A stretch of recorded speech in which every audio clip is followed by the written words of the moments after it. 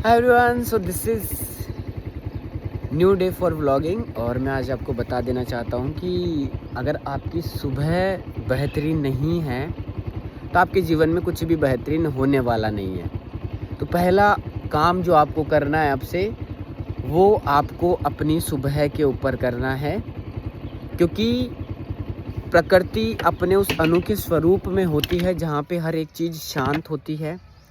प्रकृति अपने उस स्वरूप में होती है जहाँ हर एक चीज़ स्थिर आपको मिलती है। प्रकृति अपने उस अनोखे स्वरूप में होती है जहाँ पे आपके अंदर विचार बहुत कम चल रहे होते हैं। प्रकृति अपने उस रूप में होती है जहाँ से आप अपने जीवन के सभी रंगों को पहचान सकते हैं। शरीर अपनी उस स्थिरता के अंदर होता है जहाँ से सभी चीज़ें शांति से चल रही होती है। इसी वजह से सुबह बहुत ज़्यादा विशेष होती है, जिसको हम यूजुअली इतना ध्यान दिया नहीं करते। हमारी सुबह जल्दबाजी में अगर शुरू होगी तो हमारे जीवन में आपको कुछ अनुभव नहीं हो सकता। अभी लगभग सुबह के 7:30 बज रहे होंगे। ये जो हवाएं चल रही है उनका जो अनुभव है, बहुत सारे लोग इससे वंचित रह जाते हैं। मैं पिछले 2 साल से इसको महसूस कर रहा हूँ और इसी को महसूस करने की वजह से बहुत सारी जगह मैं खुद को शांत रख पाता हूँ, स्थिर रख पाता हूँ और बहुत सारी चीज़ें जानने के प्रति खुद को उपलब्ध करवा पाता हूँ। 2 साल में सब बहुत कम बार रहा, जहाँ तक अब मुझे याद भी नहीं है कि मैंने इतना पीक लेवल पे कोई गुस्सा भी किया होगा, मेरे को गुस्सा आया भी होगा। और जब आपको इस कंडीशन में आप पहुँचते हैं, फिर सामने वाले भी अगर लोग आपके सामने गलत होते हैं तो आप उस दौर में भी उनको गलत प्रूव करने की जगह आप अपने अंदर क्या बेहतरीन कर सकते हैं, आप अपनी ऊर्जा को कैसे स्थिर कर सकते हैं, उस स्थिरता को आप अचीव करने के बाद उस स्थिरता में, उस ऊर्जा में सामने वाले को बदलते हैं।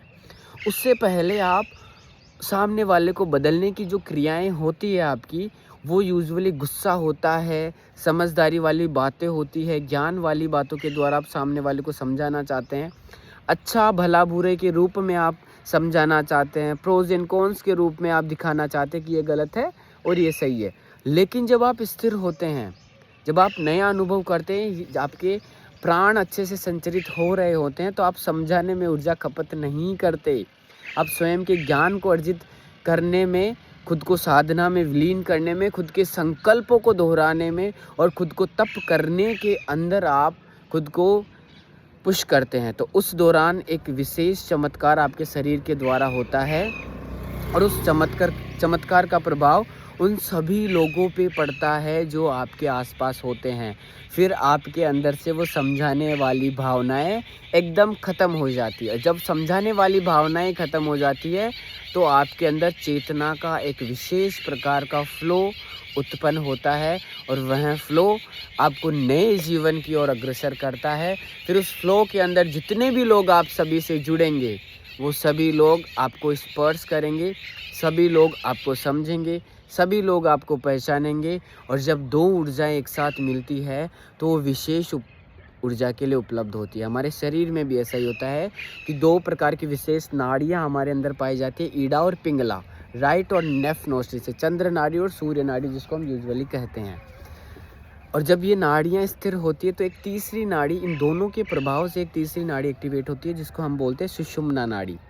सुषुम्ना नाड़ी का जो फ्लो होता है यूजुअली हमारे मूलाधार से आपके हेड की तरफ होता है। तो जब ये दोनों नोस्ट्रिल्स आपके बराबर होते हैं, दोनों में से जब बराबर ब्रीथिंग चल रही होती है तो सुषुम्ना एक्टिवेट होती है। फिर ऊर्जा का जो फ्लो होता है वो डिफरेंट लेवल पे पहुंचता है। यही कंसेप्ट जब आप 2 व्यक्ति की ऊर्जाएं समान रूप में, समान जगह, समान तरीक़ों से बह रही होती है तो ऊर्जा उस कंसेप्ट में काम करती है, उनकी डायरेक्टली सुषुम्ना एक्टिवेट होती है।